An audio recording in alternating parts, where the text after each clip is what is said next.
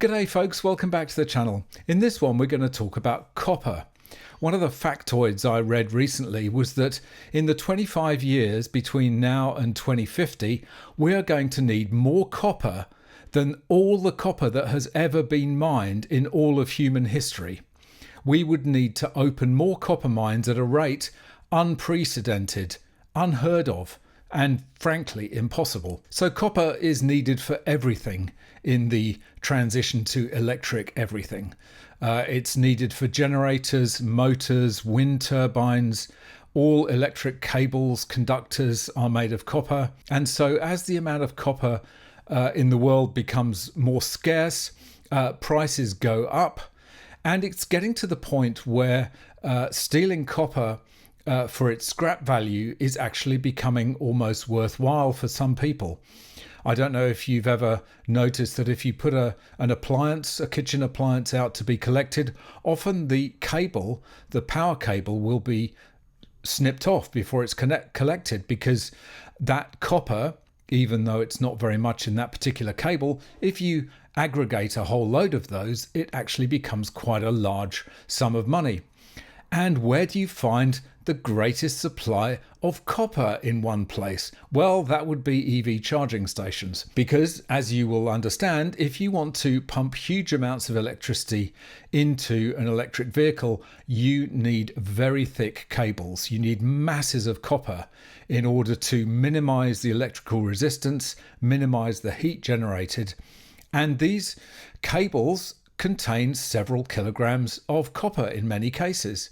And so, unfortunately, the criminal element has seen this as an easy way to try and make some quick money. I've talked about this in videos in the past, but this it's getting more brazen by the month, by the day. And this article in the Telegraph really explains everything. The crime wave threatening electric car sales. The soaring value of copper has sparked a series of thefts that threaten the future of EVs. Shortly before midnight on a Friday 2 weeks ago, a man in a black hoodie and shorts emerged from the trees near a roadside pub in Chelmsford, Essex, brandishing a pair of garden shears. No, not garden shears. They were bolt cutters. One by one, he cut the cables attached to 4 electric car charging stations before disappearing back into the darkness. A few minutes later, a black Ford Mustang Mach-E, to blend in with the EV crowd, pulled up to the chargers. CCTV footage shows the same man getting out of the car, grabbing the charging cable as if to plug it in, before quickly bundling it into the boot. In little more than a minute, the culprit had taken all 4 cables into his car and fled the scene. A few days later, in a separate incident, the same type of car arrived at another charging station at a Morrison's supermarket in Farnborough, Hampshire, an 86-mile drive from the Essex pub. It could not be confirmed that the car or driver was the same, but this time the individual was not so lucky. Remote security staff called the police after spotting him.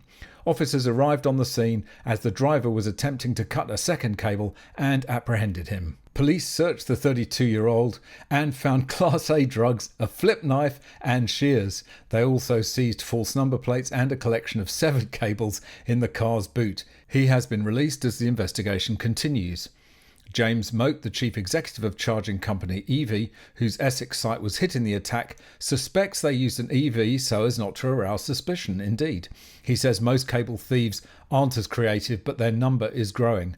Normally it's a man and a van, but it's definitely getting worse. It's a growing problem for the industry, he says.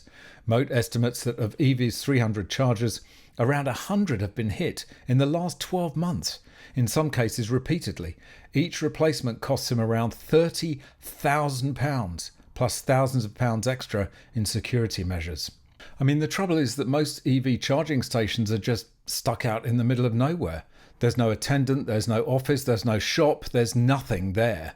So it's an invitation to thieves to steal these cables. And if you're getting a kilogram or 2 of copper for each one, that's not an insignificant amount of money on the scrap market as price of copper is going up. The metal widely used in electric cables last week climbed to $11,000 a tonne, up from around $7,500 3 years ago.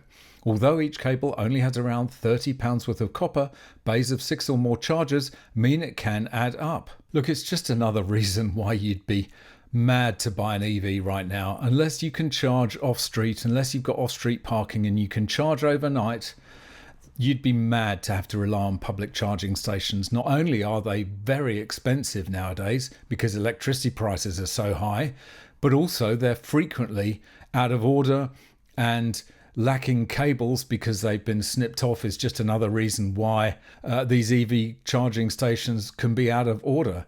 Unfortunately, they are not protected with the same level of security as a regular gas station. I've made this point in videos before, but what we're doing is we're distributing the refueling process of our cars. We're distributing it, we're spreading it out thinly to our homes, yes, but also to random places like windy car parks in the middle of nowhere where there might be a couple of EV chargers. No security to speak of. And unfortunately, if you're cynical like me, it's just another reason not to buy an EV. All right, that's it for this one. Thanks very much for watching. See you in the next one. Bye for now. If you've got any tips or stories, go there. If you'd like to watch another video, go there. If you'd like to buy me a coffee, go there. And please subscribe to the channel.